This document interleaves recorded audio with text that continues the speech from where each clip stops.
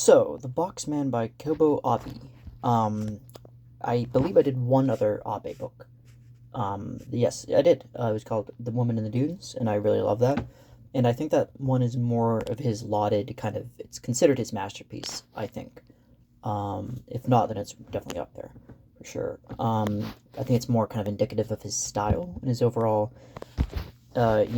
his way of kind of getting his thoughts out and expressing himself. I guess through uh, and a lot of it is absurdist, and it's been compared to Kafka. In fact, I would argue to say that he's probably kind of right up there with Kafka as far as the kind of dreamlike scenarios blending with the surreal imagery of what's happening around the narrators in the story, and the narrators are often very unreliable and kind of kind of eccentric, flamboyant characters to begin with.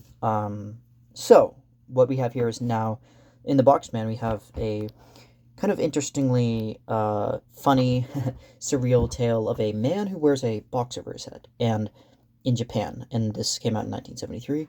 So I can imagine maybe late 60s, early 70s, kind of Tokyo, downtown, going through Tokyo. I'm not too familiar with the city, but there is it's provides a decent amount of pictures in it too. The book. Oh, I forgot I had the book right here.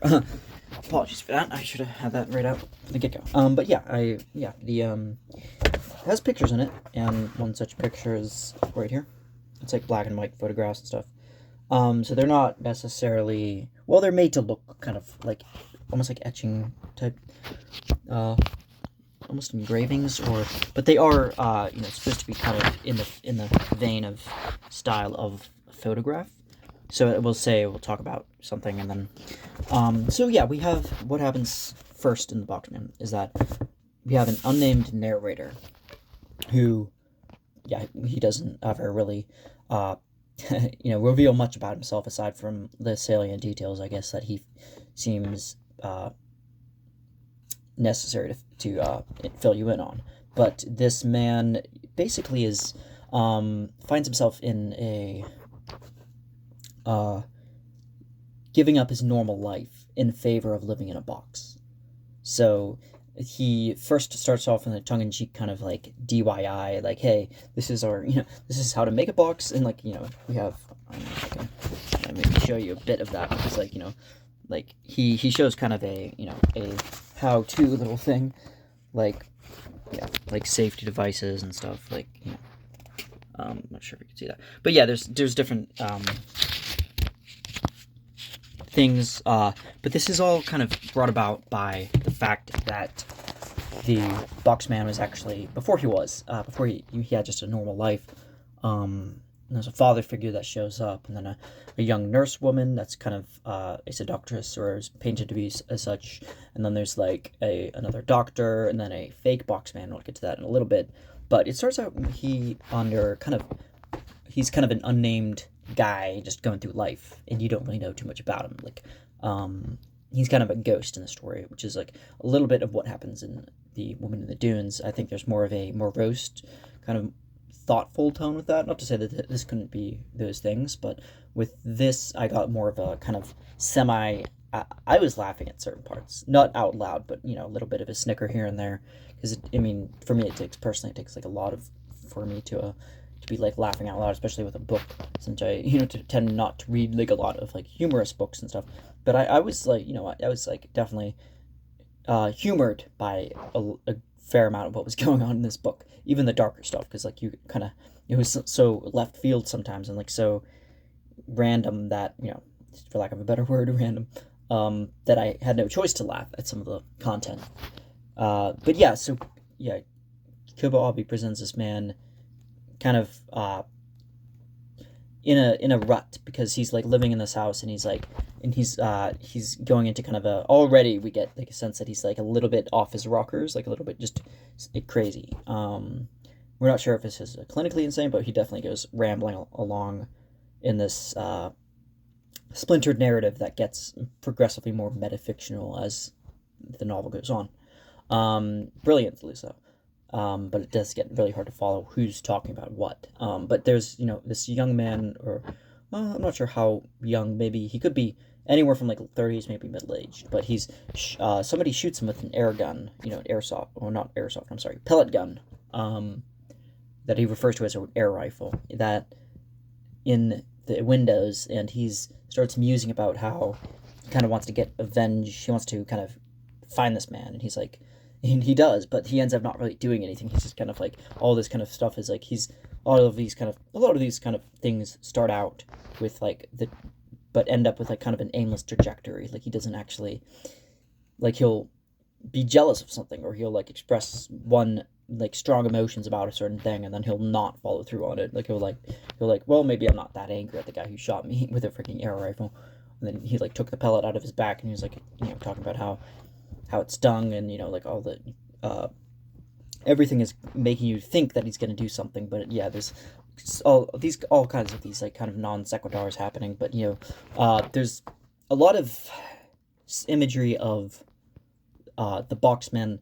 When he describes putting on the box, he describes like how for 50,000 yen this is like the thing that he came up with. And obviously yen is like a lot more less. It's not like $50,000, but it's more like maybe a few hundred, but it's still like a good deal for a freaking car box. But he's so prides himself with this particular thing because he's made it down to the nitty-gritty details. Like he goes through kind of in the same way Herman Melville like describes ropes and knots and all that in nautical terms and all that.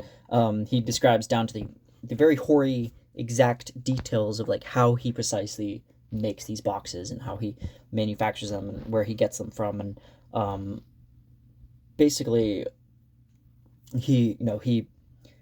it's an interesting thing where it's like almost like a savant type of thing, because other areas he's like very socially out of place. He's kind of an outcast. You get the sense he's just kind of one of those people in Tokyo that are in the city, which probably is true of most metropolitan areas and around the world, that he's kind of on the fringe of society, and that there's this is kind of a realized account of what Kobo Abe saw in in Japan in his era of like probably 60s or 70s, maybe as early as the 50s, of just people that were on the outset phrase of society, and they were kind of like forgotten about. They were kind of like people that homeless people too, but people that sought anonymity in the world, didn't really seek it, but ended up embracing it. And like any like they're basically ghosts, and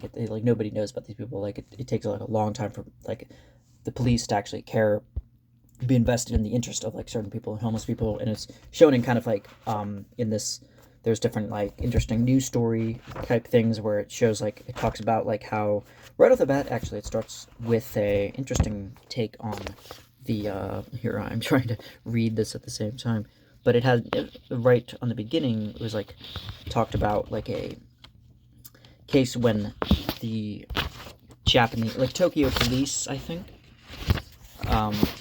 when their precinct was like they were informed about a 180 arrests. Yeah, he was like a clean sweep of Unio, which is like I guess a neighborhood in Tokyo, that was swept clear of 180 different people. So yeah, then you guys get an idea of I'm not sure how true that is, or if he's kind of a tongue-in-cheek thing that he made up for the novel, but yeah, a lot of it's kind of interesting kind of things of like how how like much homelessness is an issue in the city.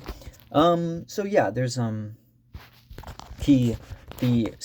catalyst for this is when he's shot with that air rifle, and the box man starts calling himself only anything, but he's like, I am now the box man. I'm taking on this identity, and that's going to be what I'm doing. But there's a lot of imagery, like I said, of like almost a panopticon, kind of like I see you but you can't see me kind of thing, like a parallels to like perversion and like this ability to see other people, I guess, in a voyeuristic kind of sense, and to be able to get away with sliding through, and like how he specifically designs the box to be able to cut out with just enough space so that people don't see who he is, and he's able to slide through and just kind of go through Tokyo. And he describes him going to the beach, and then there's